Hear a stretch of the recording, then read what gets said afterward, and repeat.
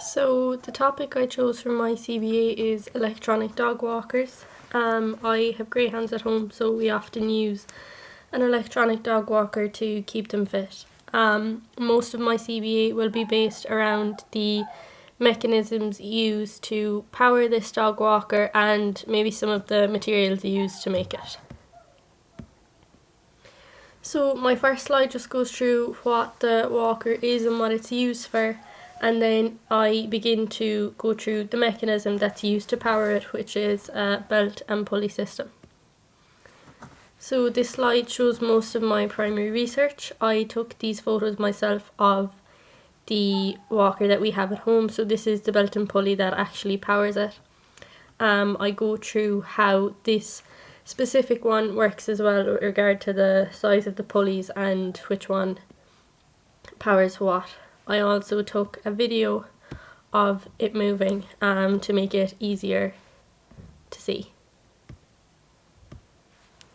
So on the next slide I start going through other applications of the mechanism. I chose some of the most common ones that maybe second to third year students would be aware of and might have seen in their everyday lives. And these are some pictures to go with it. So there's pictures of most of them here. So in this slide I started going through the comparative part of the CBA where I compare different mechanisms that could be used. So the ones I chose were gear trains or meshing gears and a tooted belt and pulley. So I included pictures of both here, and I then went through how gear trains work. So this slide compares the normal belt and pulley system that's used to meshing gears, and I go through the advantages and disadvantages of both. This slide I go through how the tooted belt and pulley works and the difference between that and normal one. And then again I go through the advantages and disadvantages of both, comparing them.